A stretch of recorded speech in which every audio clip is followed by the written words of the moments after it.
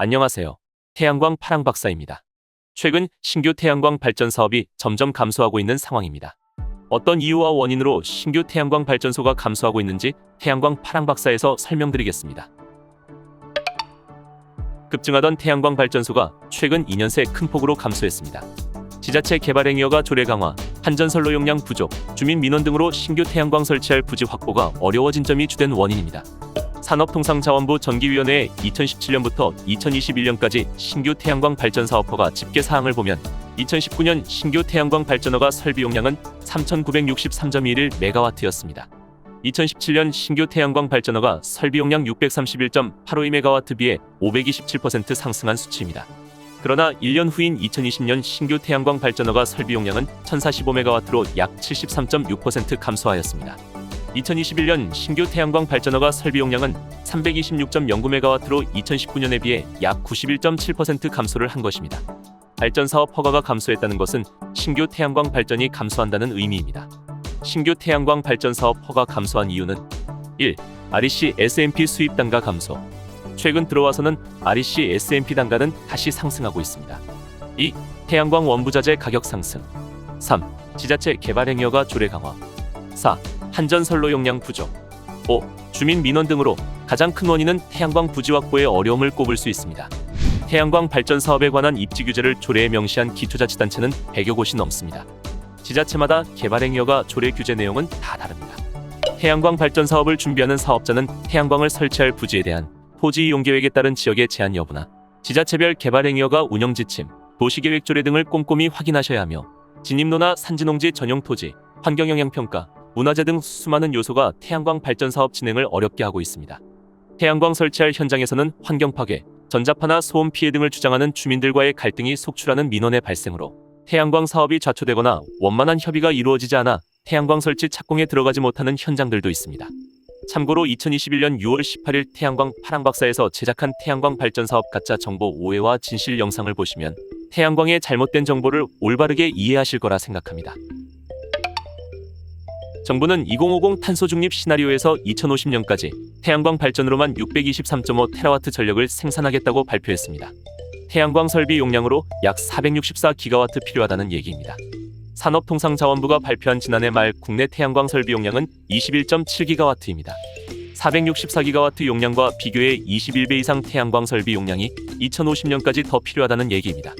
한국에너지공단에 따르면 태양광 발전 1기가와트 전력을 생산하는데 13.2제곱킬로미터가 필요하다고 합니다. 2050년까지 정부의 태양광 발전 목표량을 달성하려면 약 6,124제곱킬로미터 면적의 태양광 발전을 설치해야 합니다. 서울 면적이 605제곱킬로미터로 10배 이상의 면적이 필요한 것입니다. 목표를 달성하기 위해서는 토지 외의 건물 옥상이나 지붕, 도로 등의 태양광 발전을 설치해야 합니다. 정부와 지자체에서는 태양광 발전 사업에 대한 잘못된 가짜 정보를 올바르게 이해해 주시고 더욱더 태양광 발전 사업이 활성화될 수 있도록 힘써 주시길 부탁드립니다. 지금부터 최신 태양광 현물 REC 단가 및 SMP 단가를 알려드리겠습니다. 오늘은 2022년 3월 2일 태양광 현물 REC 단가 및 SMP 단가를 알려드리겠습니다.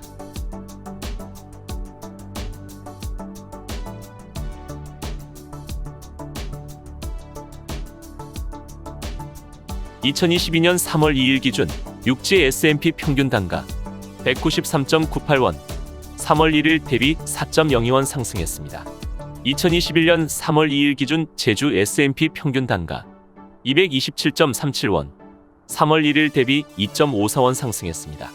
2022년 2월 24일 기준 현물 REC 평균 단가 46.766원, 2월 22일 대비 3.338원 하락했습니다.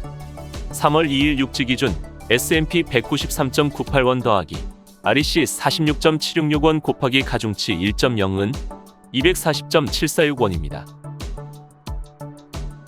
REC SMP 상세 단가 확인은 전력거래소 사이트 www.kpx.or.kr로 방문하시면 자세히 확인하실 수 있습니다. 꾸준히 저희 태양광 파랑 박사에서는 일주일에 한 번 이상 태양광 현물 REC 및 SMP 단가 정보 영상을 제작해서 구독자 여러분들에게 전달하겠습니다. 구독자 여러분들 감기와 코로나 유의하시고 저희 태양광 파랑 박사도 많이 응원해 주시기 바랍니다. 감사합니다. 태양광 발전 사업의 가짜 정보와 오해를 풀기 위해 지난 영상 다시 보기로 업로드하니 참고 부탁드립니다.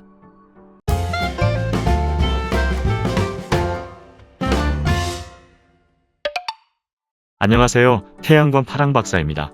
햇빛이 뜨거운 요즘 구독자분들 건강히 잘 지내고 계신가요?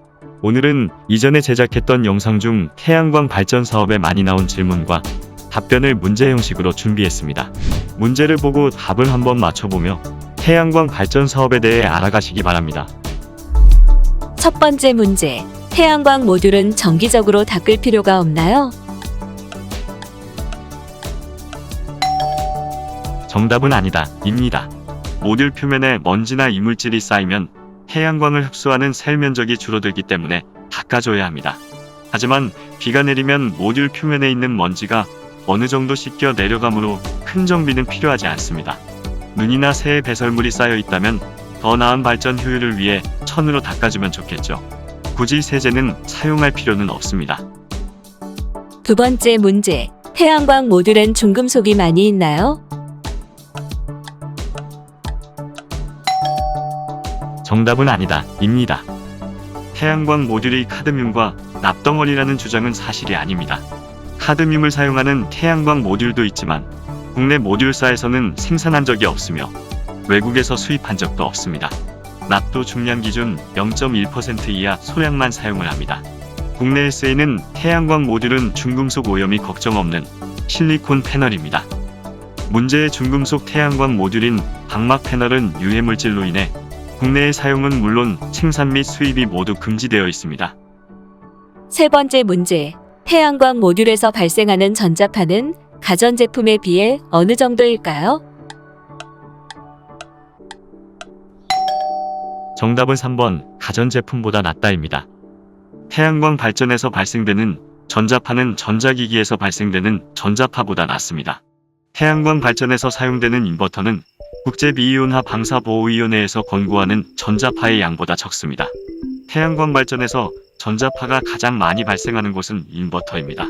인버터 외부는 금속재 판으로 둘러싸여 있기 때문에 내부에서 발생한 전자기파가 외부로 나오지 못하도록 하며 인버터 성능 검사 항목에도 전자파 발생 여부 시험을 하고 있습니다. 실제로 생활기기별 전자파 비교를 보면 태양광 인버터에서 발생하는 전자파는 전자레인지에서 발생하는 것의 절반에도 미치지 않습니다. 결과적으로 태양광에서 발생하는 전자파는 사람의 건강을 해칠 정도가 아니며 우리가 일상생활에서 흔히 사용하는 전자기기에 훨씬 미치지 않는 수준입니다. 네 번째 문제. 태양광을 설치하면 햇빛을 반사하는 빛 반사 수치는 몇 %일까요? 정답은 4번, 5%입니다. 한국에너지기술평가원이 직접 태양광 발전소 주변과 인접 지역의 온도를 측정했지만 온도 차이는 없었습니다. 태양광 모듈은 저철분 유리를 사용하고 반사 방지막 코팅 기술을 사용해서 빛을 많이 흡수하도록 설계되어 있습니다. 그래서 흔히 볼 수 있는 건축물 외장 유리보다 반사율이 낮습니다. 공항 주변에 태양광 발전 시설이 설치되어 있는데 태양 전지판이 반사하는 빛이 비행기 운항에 영향을 주지 않기 때문에 가능한 일입니다. 물론 태양광 모듈의 위치와 각도에 따라 특정한 시간에 강한 반사광이 비칠 가능성은 있지만 그 경우에도 일반 유리보다 반사가 강하지 않습니다. 태양광 모듈의 빛 반사율은 5%로 플라스틱과 눈, 흰색 페인트에 비해 낮은 수치입니다. 태양광 빛을 태양 전지 내부로 흡수해 전지를 발전하기 때문에 반사에 의한 피해 발생률이 낮고 연구 개발을 통해 반사율은 더욱 낮아질 전망입니다. 다섯 번째 문제. 물 위에 설치하는 수상 태양광은 어떤 환경 오염을 일으킬까요? 정답은 3번, 오염이 일어나지 않는다입니다. 수상 태양광 모듈이 발전 설비에서 유해 물질이 용출되어 수질 오염을 유발한다는 주장이 있는데 태양광 설비를 설치할 때 용출 시험에 합격한 자재만을 사용합니다. 앞에서 언급했듯이 태양광 모듈은 세척을 하지 않는 게 국제 기준입니다. 따라서 세제 때문에 오염이 발생하지는 않습니다. 오히려 지금까지 모니터링한 결과로는 태양광 설비를 설치한 후에도 물고기, 수생식물, 녹조 등에 좋은 영향이 있는 것으로 확인되고 있습니다. 여섯 번째 문제. 수상 태양광 설비가 물속 생물들에게 영향이 없나요?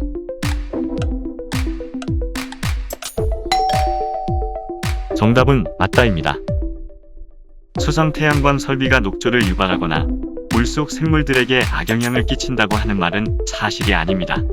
물 수심이 3m 이상인 곳에 설치를 하고 있으며 수면의 일부분만 차지해서 녹조를 유발하지 않습니다. 한국환경정책평가연구원은 2011년부터 2019년까지 4회에 걸쳐 합천호 수상 태양광 발전소에서 환경 모니터링을 시행했습니다.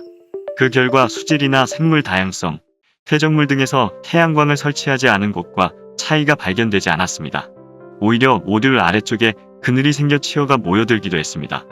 7번째 문제. 태양광 발전소가 태풍과 장마에 취약 정도와 산사태를 일으킬 수 있는 확률은 어느 정도일까요? 정답은 2번 미미하다입니다. 한국에너지공단 통계 분석을 보면 태풍과 장마로 인해 태양광 발전소가 문제를 일으킨 것은 사실이지만 미미한 수준입니다. 집중호우로 인한 피해는 52건, 태풍으로 인한 피해는 38건, 우리나라 태양광 발전소 34만 4천 곳 중 0.026%만 피해를 입은 것입니다. 2020년 7월 20일부터 2020년 9월 4일까지 임야 태양광 발전소 피해는 27건으로 2020년에 발생한 산사태 2143건 중 약 1% 정도에 불과합니다. 대부분 태양광 발전소들이 태풍과 집중호우에도 이상 없이 운영됐다는 뜻입니다. 100% 태양광 설비로 인해 산사태가 일어나지 않았다 라고는 말할 수는 없지만 그 수준이 미미하고 태양광 시공업체는 안전과 설비 강화에 더욱더 신경을 써야 할 것이라고 봅니다. 8번째 문제. 태양광 설비가 환경에 미치는 영향은 어떤 것일까요? 정답은 4번 영향이 없다입니다. 태양광 모듈은 기본적으로 빛을 흡수해서 발전을 하는 원리라서 반사된 빛이 농작물에 영향을 끼치거나 주변 온도를 올리기는 어렵습니다. 태양광 모듈 반사율 5.1%. 흰색 페인트를 칠한 벽이나 붉은 벽돌보다도 빛을 적게 반사합니다. 한국에서 사용하는 태양광 모듈은 유리 76%, 폴리머 10%, 알루미늄 8%, 실리콘 5%, 구리 1%로 구성되어 있습니다. 국내 태양광 모듈 중 카드뮴이 들어있는 모듈은 없습니다. 모듈 셀과 전선을 연결하는 과정에서 극소량의 납이 사용되는 것은 맞지만 가전제품에서 사용하는 수준이며 유해물질 용출 검사도 거칩니다. 태양광 모듈 수명 25년 정도 뒤에 모듈 폐기물이 쏟아져 나올 것이라는 우려도 있지만 태양광 모듈은 알루미늄과 유리만 분리하면 재활용하기 어렵지 않습니다. 독일 같은 경우 폐모듈의 70% 이상을 재사용하고 있습니다. 태양광 모듈 세척은 물로만 하는 것이 국제기준입니다. 화학물질이나 세제를 사용하면 표면에 막을 형성해 모듈을 손상시킬 수 있으며 표면 코팅을 훼손할 수 있습니다. 9번째 문제. 부지 태양광 발전 사업 100kW 미만, 가중치는 1.2, 100kW 이상 가중치는 1로 고정일까요? 정답은 아니다, 입니다. 보통 태양광 발전 사업 가중치를 생각하실 때 부지에 설치할 경우 100kW 미만은 가중치 1.2, 100kW 이상은 가중치 1로 생각하시는 분들이 많습니다. 하지만 한국에너지공단 태양광 가중치 산정식에 적용을 해보면 설치 용량에 따라 가중치가 다르다는 것을 알 수가 있습니다.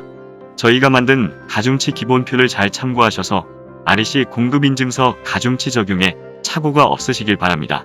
태양광에너지 가중치 산정식 99.999 곱하기 1.2와 설치 용량 빼기 99.999 곱하기 1을 더한 후 이것을 설치 용량으로 나눈 식을 적용을 하면 정확한 가중치 산정을 할 수가 있습니다. 부지 태양광 발전 사업 가중치 산정식 용량별로 계산 후 정리한 표입니다. 천천히 확인하시기 바랍니다.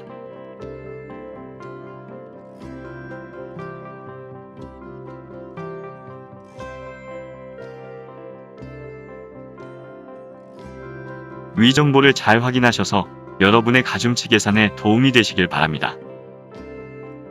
여기까지 태양광 사업에 대한 여러 문제를 풀어보았습니다. 태양광 사업 이해에 도움이 되셨나요? 여러분들의 태양광 발전 사업 이해에 도움이 되었길 바라며 지금까지 태양광 파랑박사였습니다.